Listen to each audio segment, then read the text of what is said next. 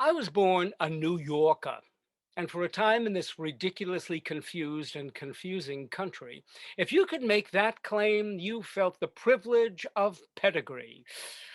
I do not use either of those words, privilege or pedigree, without wincing, as each of them now connotes something I'm reluctant to identify with. However, back then, the 50s, early 60s. Well, we were an ambitious lot, my working class family. Our father, who art in heaven, saw to that. With his eighth grade education, his robust and gracious nature, and his unrelenting curiosity and love for the physical world, he was what once was called a good provider. His lifespan, were it known to writers more celebrated than I, stretched from Horatio Alger to Studs Terkel, the 20th century.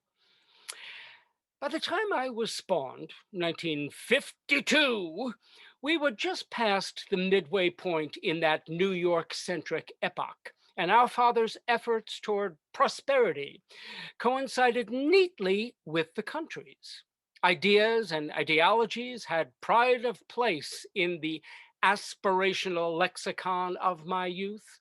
The rise of the middle class, the civil rights movement, liberal arts education, the goal of assimilation, diplomacy as made manifest in the United Nations, the exploration of space as the final frontier, all these mattered to me growing up. And through the tinted bifocals of Madison Avenue and Wall Street, they appeared to matter to everyone. Accordingly, modern culture was an agreement upon which whole circles of like-minded people, just about everyone I knew, agreed to. As proof, I submit the following evidence. There were three major networks that brought us world-class news and entertainment: ABC, NBC, CBS. The two or three others were local and mattered about as much as cable access does today. Hemlines and fabrics, the cut of suits and dresses, the palette of colors worn in any given season of any given year were all prescribed and stringently adhered to, as were the best appliances: GE, Whirlpool, and automobiles, Chevy, Ford, Chrysler.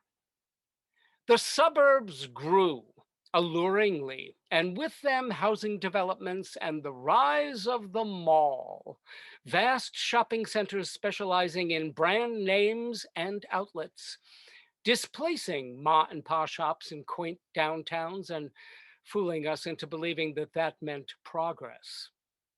In New York, as elsewhere, there was top 10 radio, but more importantly, there was wave after wave of movies out of Hollywood that everyone lined up to see at so many cinemas, proliferating the landscape. You could walk to any one of them in minutes. It was in this climate, on a brisk autumn day in 1959, in the Long Island suburb called New Hyde Park, that my 71-year-old maternal grandmother Elizabeth, crowned Miss Flatbush of 1903 at the age of 15, donned herself and me in woolen coats, taking me by the hand to walk the three-quarter mile to the Floral Cinema, right next door to DeVita's Italian Deli on Jericho Turnpike, to see Billy Wilder's sensational new hit, Some Like It Hot. Now, for those of you who don't know it or haven't guessed it from aspects of my presentation, I'm gay. Oh, wow, this guy just came out publicly, is what I used to scan the audience's faces for when I could still see audiences' faces, unmasked and liberated from Zoom cells. But time has caught up with that expectation. In fact, surpassed it in some respects. Ho hum, big deal is more of what I'm observing from the visible crowd here in this Zoom room. Fine, be like that. I can find comfort in the fact that my marginalization is passe and pride is now de rigueur. But in 1959, they'd be greasing up electrodes for some high powered shock treatments once I'd negotiated my release from the Vice Squad. Fortuitously, I was 7 and still blissfully undriven by hormones. Not so my older brother, who just 3 years before, at the age of 19, was diagnosed unstable for the very same proclivities as I developed later, and spent a year enduring a regimen of electroshock therapy at Bellevue. Another tragic example of mistakes made in the name of progress. But let's get back to Daphne. Oh, have I not mentioned Daphne? Shame on me. I know it's offensive for a white man like me to stake a claim to a spirit animal, but with apologies to indigenous people everywhere, Jack Lemmon remains mine. More specifically, Daphne, as embodied by that outrageously uninhibited characterization, who is swept up inadvertently into escaping the Chicago mob, hot on his fleet-footed high heels, side by side with Tony Curtis's Josephine and the deliriously sexicated Sugarcane, aka Ms. Marilyn Monroe. Running wild, lost control, running wild, mighty bold, feeling gay, reckless too, carefree mind all the time, never blue. Yes, you can't see it, but from the waist down, I'm writhing in my Zoom concealing bloomers. What was Grandma thinking? Sure, at 7. There I was, buttered popcorn be damned, sitting straight up, electrified by new sensations, because there they were, 20 feet tall, wiggling down the platform to board that overnight train, 3 curvaceous dames in cloche hats and made to trace seamed stockings, only one of whom could claim to be legitimately female until. And then, oh my.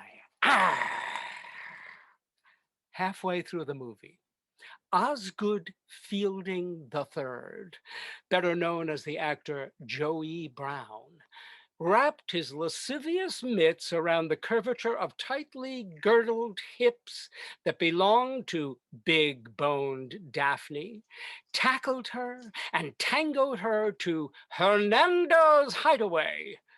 And wouldn't you know it? Gay sex found its foothold in post-McCarthy America, while I found my destiny and my calling. Nobody's perfect indeed. Okay, the scene is set. That following Sunday morning, I feign a sore throat to get out of going to Mass. With Dad off to St. Anne's, clutching his rosary, and the women of the house upstairs, in the kitchen up to their elbows in pasta dough, dropping handmade meatballs in spicy marinara as they cluck about Sinatra's hit High Hopes. I sneak down to the dark, finished basement, my thick terry bathrobe loosely tied, concealing my older sister's wig and the highest of her assorted white high heels. Stealthily, I place an artificial white carnation between my teeth, slip the terry cloth robe off my fleshy boyhood shoulders, and lift the diamond needle on to the LP's well-worn groove.